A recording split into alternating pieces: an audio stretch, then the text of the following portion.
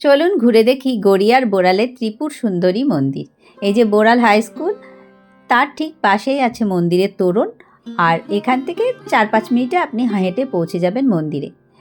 কবি Nazrul metro station থেকে বোড়ালগামী auto এসে আপনি এখানে নামতে পারেন, অথবা শীতলা মন্দির পর্যন্ত আপনি বাসে এসে ওখান থেকেও অটো করে আসতে পারেন।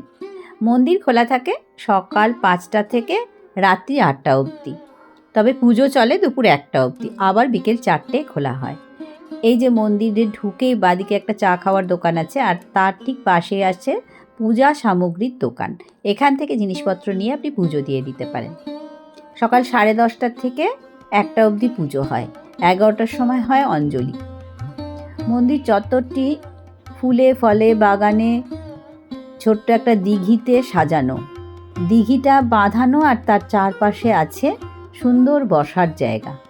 সারাদিন এই মন্দির চত্বরে আপনি কাটিয়ে যেতে পারেন, আপনার খুবই ভালো লাগবে। 1টার পরে গর্ভগৃহ বন্ধ হয়ে গেলেও মন্দির চত্বরে থাকা যায় এবং তারপরেই ওখানে প্রসাদ বিতরণ হয়। এই যে এই পুরনো মন্দিরেই আছে সেন যুগের কিছু নিদর্শন। এই যে বিষ্ণু, শিব, এই মূর্তিগুলি সেই সময় পাওয়া। ঠিক মন্দিরের পেছনে আছে সেন দিঘি, দেখাবো। সেইখান থেকে খননের ফলে এই মূর্তিগুলো পাওয়া গেছে, এখন এগুলি এখানে পূজিত হয়। প্রচুর লোক প্রতিদিনই এখানে আসে, আর মন্দির চত্বরটি খুব পরিচ্ছন্ন। মন্দিরের ভোগ প্রসাদ খেতে হলে আপনাকে আগের দিন ফোন করে জানিয়ে রাখতে হবে।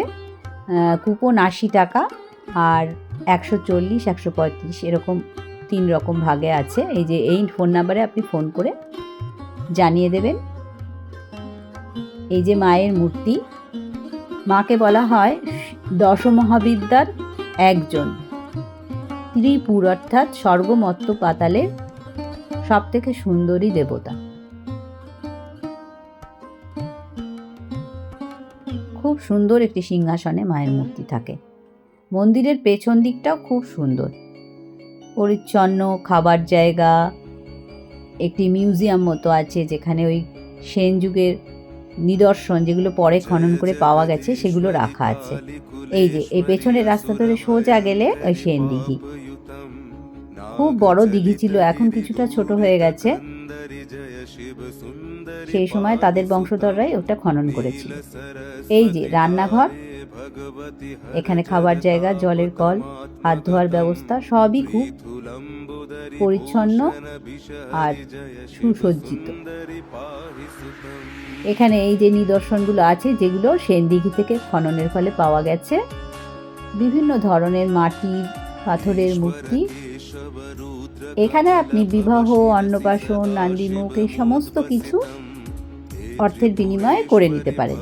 এখানে যে নাট মন্দির আছে খুব সুন্দর করে সাজানো, সেখানেই সব বিভিন্ন অনুষ্ঠানগুলো হয়। এই যে নাট মন্দির, এখানে বিভিন্ন তিথিতেও অনুষ্ঠান হতে থাকে। সবশেষে বলি, একটু সাবস্ক্রাইব করে লাইক করে আরও উৎসাহিত করবেন।